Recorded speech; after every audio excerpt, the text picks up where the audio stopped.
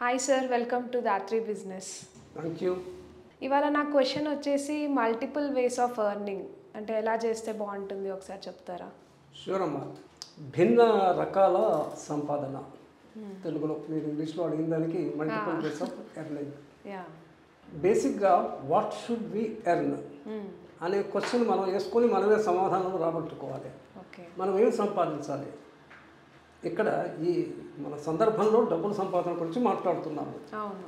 డబ్బులతో పాటు ఇంకేం సంపాదించాలి మనము? రెస్పెక్ట్, మాన మర్యాదలు, కొంత గౌరవము, అవును, కొంత క్రెడిబిలిటీ. ఈ వ్యక్తి, ఈ పర్టికులర్ పర్సను పర్వాలేదు, ఒప్పుకోదగ్గవాడు అన్న దానికి భంగము కలగకుండా డబ్బులు సంపాదించాలి. డబ్బులు ఉన్నాయనేసి భయపడి ఉండొచ్చు మన ఫేస్ ముందర, కానీ వెనకాల చాలా మెయిన్ ఫిలో ఉండి అంటే what is the use, that is one thing.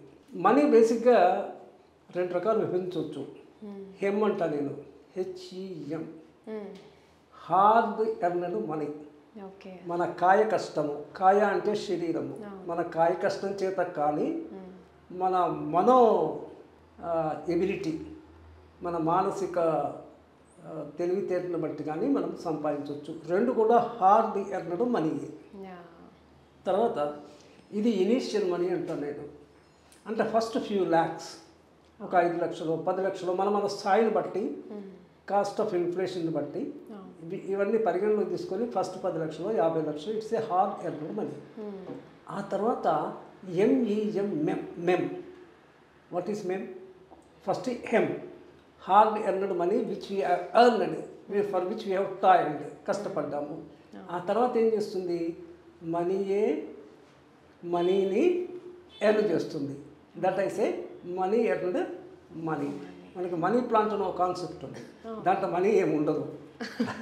ప్లాంట్లో ఒకదాన్ని వీలేమిటిదే మనీ ప్లాంట్.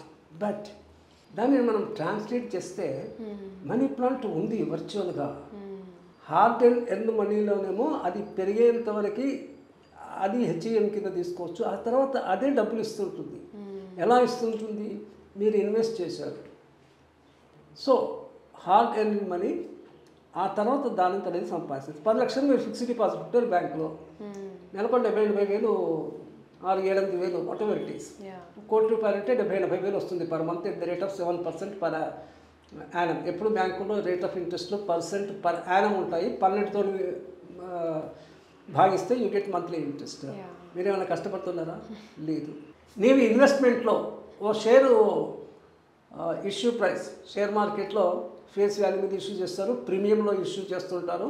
ఓ షేర్ కొనుక్కున్నారు, ₹100 ఇష్యూ ప్రైస్ ఉన్నది, మీరు ప్రీమియంతో ₹1000 కొన్నారనుకోండి 10 రెట్లు ఎక్కువకి.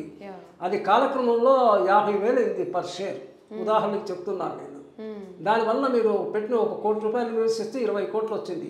ఆ 1 కోటి మీది, ఆ 19 కోట్లు మీది కాదు కదా.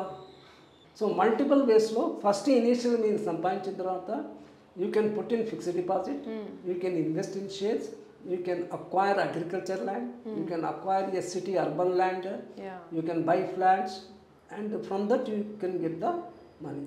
ఇంకా తక్కువ లెవెల్లో హార్డ్ ఎర్న్డ్ మనీలో కూడా ఒక సోర్స్ ఆఫ్ మనీ సరిపోకపోతే, మన in the other episode we were talking about the part time jobs and full jobs.